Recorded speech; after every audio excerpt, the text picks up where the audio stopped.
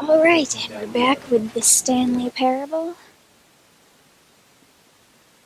Maybe this time I'll play a couple rounds without actually quitting the game. Yep.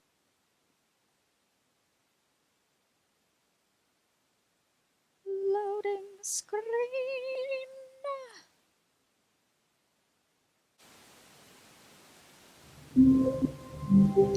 Alright. Come along, Stanley. All of his co-workers were gone. What could it mean?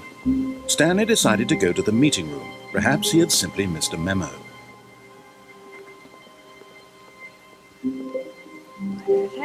When Stanley came to a set of 2 open doors, this was not the correct way to the meeting room, and Stanley knew it perfectly well. Perhaps he wanted to stop by the employee lounge first, just to admire it. Interrupting cow. Ah, yes, truly a room worth admiring. But eager to get back to business, Stanley took the first open door on his left. No. Can I not close this door? Oh, okay. Stanley was so bad at following directions, it's incredible he wasn't fired years ago. Alright, this time we're not gonna jump off the thing. Look, Stanley, I think perhaps we've gotten off on the wrong foot here. I'm not your enemy, really, I'm not. I realize that investing your trust in someone else can be difficult, but the fact is that the story has been about nothing but you all this time. There's someone you've been neglecting, Stanley. Someone you've forgotten about. Please, stop trying to make every decision by yourself. Now, I'm not asking for me, I'm asking for her. Of course there's a her. This is it, Stanley. Your chance to redeem yourself, to put your work aside, to let her back into your life. She's been waiting. What? What does that even mean? Why is it so dark in here? It's frightening. Oh, God. That's her, Stanley. You need to be the one to do this, to reach out to her. If you can truly place your faith in another, then pick up the phone. No. Really? Aw. Friggin'. Can I unplug it?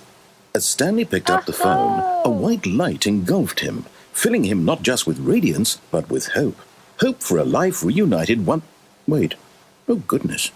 Stanley, did you just unplug the phone? No, that wasn't supposed to be a choice. How did you do that? You actually chose incorrectly. I didn't even know that was possible. Let me double check. No, it's definitely here, clear as day. Stanley picks up the phone. He's taken to his apartment where he finds his wife, and the two pledge themselves to one another. Music comes in, fade to white, roll credits. Not picking up the phone is actually somehow an incorrect course of action. How is that even possible? None of these decisions were supposed to mean anything. I don't understand. How on earth are you making meaningful choices? What did you... Wait a second. Did I just see... No, that's not possible. I can't believe it. How had I not noticed it sooner? You're not Stanley. You're a real person. Oh, God. What? I can't believe I was so mistaken. This is why you've been able to make correct and incorrect choices, and to think I've been letting you run around in this game for so long. If you'd made any more wrong choices, you might have negated it entirely. It's as though you completely ignored even the most basic safety protocol for real-world decision-making. Or did you not grasp the severity of the situation? Well, I won't have that kind of risk on my watch. I'm going to stop the game for a moment so we can educate you properly on safe decision-making in the real world. Please observe this helpful instructional video. How many Stanleys have I killed? Choice. It's the best part of being a real person. But if used incorrectly, can also be the most dangerous. For example, in this scenario, a hypothetical real person named Stephen has a choice. He could spend years helping improve the quality of life for citizens of impoverished third world nations. Or he could systematically set fire to every orphan living in a 30-kilometer radius of his house. Which choice would you make? Remember that unlike here, the real world makes sense, and at no time should you make a choice that does not conform to rational logic. If you find yourself speaking with a person who does not make sense, in all likelihood, that person is not real. Allow the person to finish their thought, then provide an excuse why you cannot continue talking.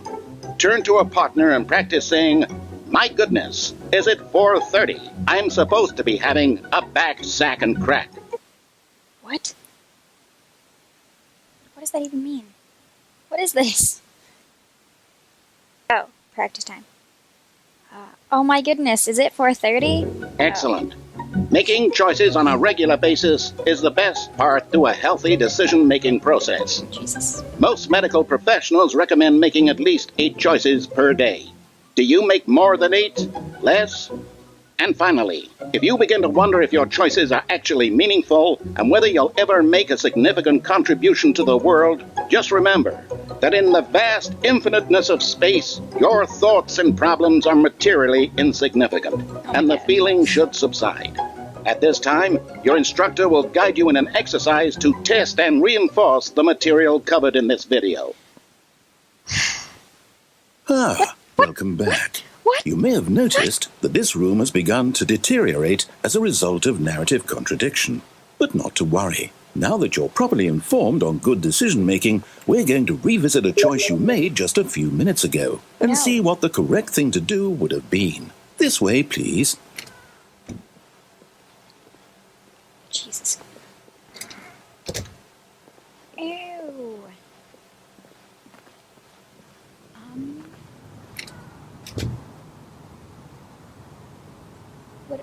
What? What are we gonna do?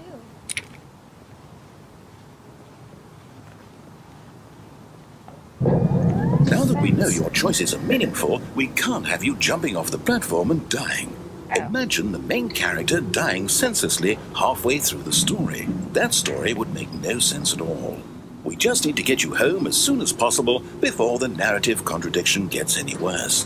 Unfortunately, it seems this place is not well equipped to deal with reality. Is anyone really well equipped to deal with reality? Because the answer is probably no. Is there a key card around here somewhere?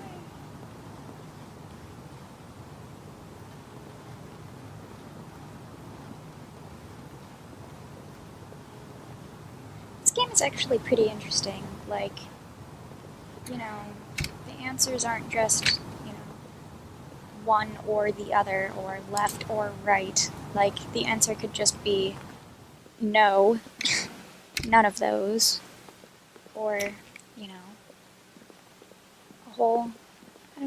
a whole bunch of non-linear things, which is really, really bizarre. Almost there.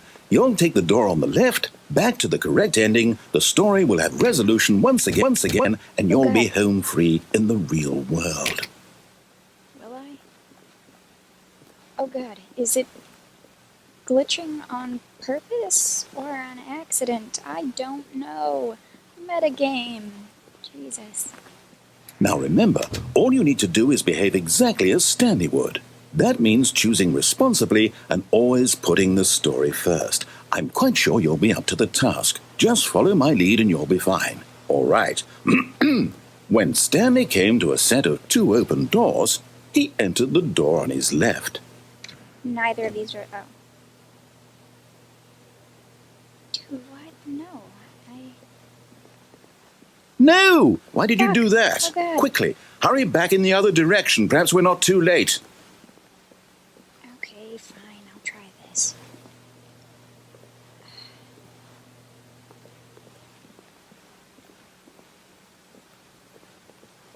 Is it too late? It's too late! It's ruined. I can't believe, after everything we talked about, that my story, you've destroyed my work. Why? For what? What did you get out of that? What did you think was so special about seeing the game undone, left here like so much garbage? It's worthless now. And what am I supposed to do? Even if there were a way to continue, would it be worth it? To know that my story is now incorrect? How can I go back to that? I can't erase that knowledge. I'll have to live with it forever, reliving its impossibility forever. I couldn't live that way. Is it better to shut the game down entirely? To willingly destroy all of my work? I don't know. What's the answer? What do I do? What do I do? What do I... No, I have to. I have to shut the game down. I have to. No, don't. I have to. Oh, God. What? No, stop. Oh.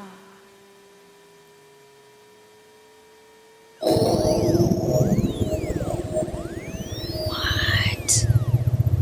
What's going on? Oh! I'm here. I'm still here. Here in this pile of rubbish. With you. You, who thought you were so clever. Now look where we are. My entire game is destroyed. It was the only thing in the world that was mine, and you've run it into the ground. Oh. What, did you think that would be funny? You just had to see? Didn't I impress upon you how important it was to be like Stanley?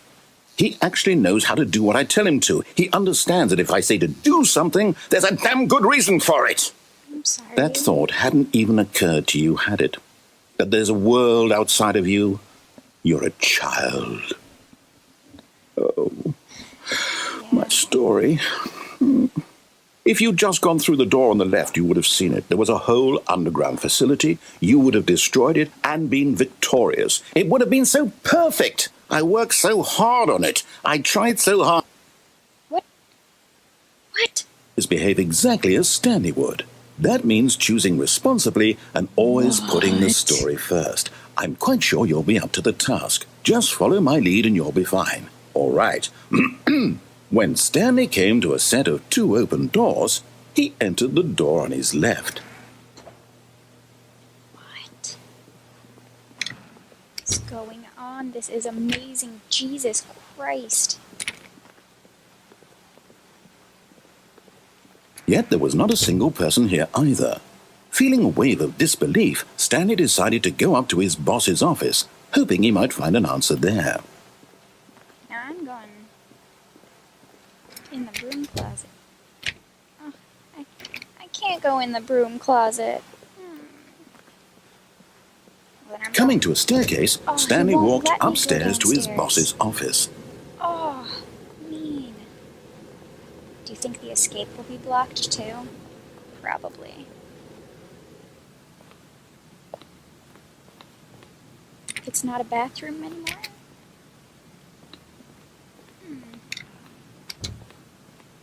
What?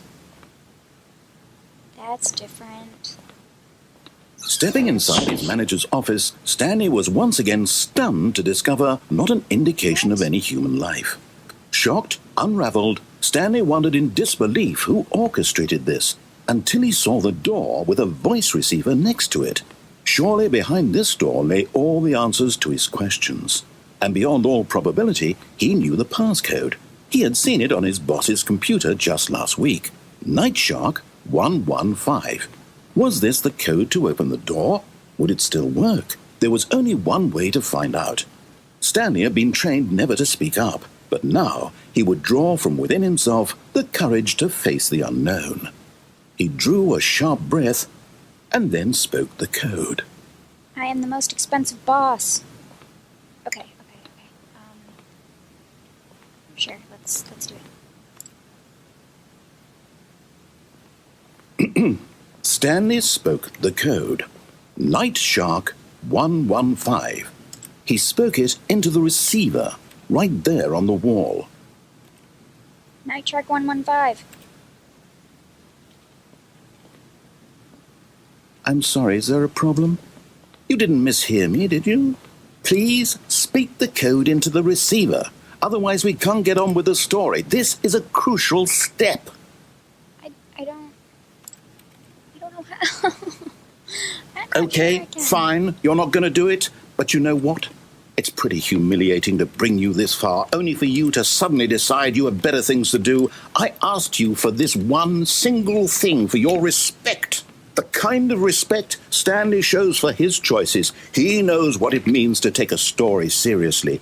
If you didn't want to see what I had to show you, then why did you come here? You Night had a Shark choice, you know. 115. You could have gone through the door on the right. You could have done whatever the hell you wanted over there. Why did you come this way? Speak. Say something to me. Explain yourself, you coward. Oh. What? When Stanley came to a set of 2 open doors, What? the big door on his left. Stanley? Hello? Are you... Is everything okay? Stanley, please. I need you to make a choice. I need you to walk through the door. What? Are you listening to me? Can you hear me? Is everything all right? Stanley, What? this is important. What? What? What? The story needs you. It needs you to make a decision. It cannot exist without you. Do you understand me? Whatever choice you make is just fine. They're both correct. You cannot be wrong here. We can work together. I'll accept whatever you do. I simply need you to take that step forward, please. Choose. Do something. Anything. This is more important than you can ever know. I need this. The story needs it. So, you hear me? Are you there? You're listening to this? Stanley, are you there? Okay. It's okay, I can wait. You need time to decide. Time to make sure your choice is correct. That is the best choice. Is this about That's all right. codependent relationships? I'm so confused. What's the right thing to do? Take as much time as you need. I love it.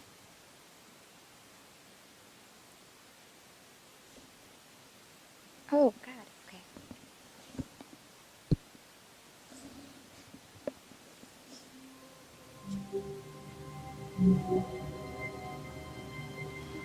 Jesus. Okay.